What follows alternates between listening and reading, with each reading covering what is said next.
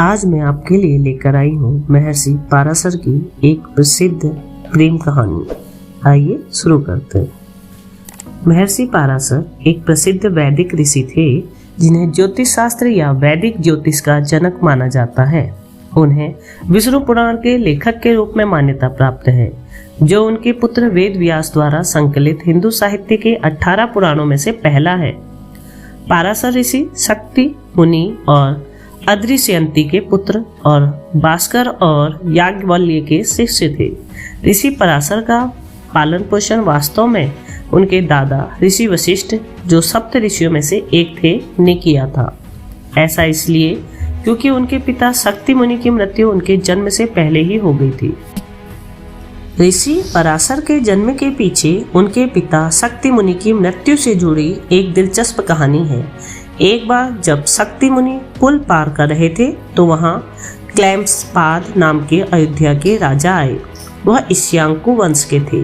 वह अपने रथ पर सवार थे, जिससे शक्ति मुनि को आगे बढ़ने के लिए पर्याप्त जगह नहीं बची थी। शक्ति मुनि ने उनसे विनम्रता पूर्वक अनुरोध किया, लेकिन राजा ने अपना रथ पीछे नहीं खींचा। वे दोनों इसी बात पर अड़े रहे। जब राजा ने समझौता नहीं किया तो शक्ति मुनि बहुत क्रोधित हो गए और उसे राक्षस बनने का श्राप दे दिया। जल्द ही राजा एक राक्षस में बदल गया। तब राक्षसों ने शक्ति मुनि सहित ऋषि वशिष्ठ के पुत्रों को मार डाला। जब ऋषि वशिष्ठ को इस घटना का पता चला तो वे अत्यंत दुख से निराश हो गए। विचलित होकर ऋषि ने भी अपनी जान देने का फैसला कर लिया, लेकिन कई बार कोशिश करने के बाद भी वह सफल नहीं हो सके। फिर वे अपने परिवार के साथ हिमालय चले गए। एक दिन अचानक वेदों का पाठ शुरू हो गया और उन्होंने आश्चर्यचकित होकर इधर उधर देखा। उन्हें कोई दिखाई नहीं दिया। तब शक्ति मुनि की पत्नी ने उन्हें बताया कि वह गर्भवती थी और गर्भ में बच्चा वेदों का पाठ कर रहा था। ऋषि वशिष्ठ खुश हो गए और उन्होंने अपना जीवन त्यागने का विचार त्याग दिया। वह बालक पराशर था।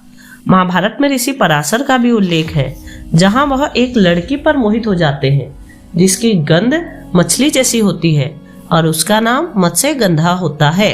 वह लड़की सत्यवती थी, जिसका काम लोगों को यमुना नदी के पार ले जाना था।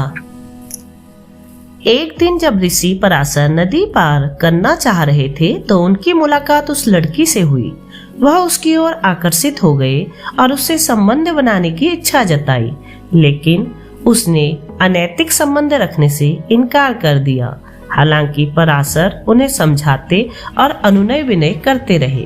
अंत में सत्यवती ने उनकी इच्छा के आगे हार मान ली, लेकिन उनके सामने 3 शर्तें रखी। पहली शर्त, हमें कोई देख ना पाए। पराशर ने अपनी योग शक्ति से सर्वत्र घना कोहला फैला दिया। दूसरी, किसी भी हालत में उनका कौमार्य भंग नहीं होना चाहिए। पराशर ने उसे आश्वासन दिया कि वह बच्चे को जन्म देते ही अपना कौमार्य वापस पा लेगी। तीसरा, वह चाहती थी कि उसके शरीर से आने वाली मछली जैसी गंध सुगंध में बदल जाए। पराशर ऋषि ने उसकी सभी शर्तें पूरी की और फिर उनके बीच रिश्ता बन गया। इससे एक पुत्र का जन्म हुआ, जिसका नाम कृष्णद्वैपायन रखा गया, जो बाद में 4 वेदों के संकलनकर्ता वेद व्यास के रूप में प्रसिद्ध हुए। बाद में अपने जीवन में जब उन्हें पता चला कि उनके पिता को एक राक्षस ने मार डाला था, तो उन्होंने पृथ्वी से राक्षस वंश को समाप्त करके बदला लेने का फैसला लिया, जिससे सभी राक्षस पवित्र अग्नि में गिरने लगे। यज्ञ का और एक एक करके राख में बदलने का यह समय आ चुका था।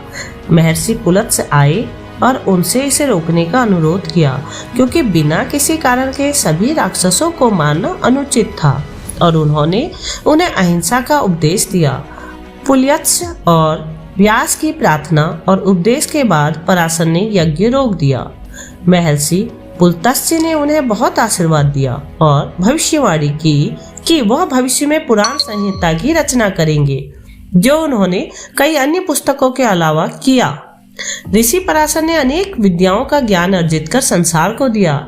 ऋग्वेद में उनकी अनेक ऋचाएं हैं। उनकी अन्य रचनाएं विष्णु पुराण, पाराशर संहिता, पाराशर गीता बृहत पाराशर संहिता आदि है। महाभारत के शांति पर्व में भीष्म और युधिष्ठिर के संवाद में भीष्म ने राजा जनक और पराशर के बीच हुए वार्तालाप को युधिष्ठिर को बताया। यह संवाद पराशर गीता के नाम से जाना जाता है। उन्होंने कई ग्रंथों की रचना की, जिनमें से ज्योतिष पर लिखे उनके ग्रंथ सबसे महत्वपूर्ण हैं। प्राचीन और वर्तमान ज्योतिष शास्त्र पराशर द्वारा निर्धारित नियमों पर आधारित हैं, जिसके लिए उन्हें वैदिक ज्योतिष के जनक के रूप में जाना जाता है। आशा है आपको यह कहानी अवश्य पसंद आई होगी। ऐसी ही अन्य वीडियो पाने के लिए कृपया मेरे चैनल को लाइक एवं सब्सक्राइब अवश्य कर लें, जिससे आपको मेरी नई वीडियो सबसे पहले मिले। धन्यवाद।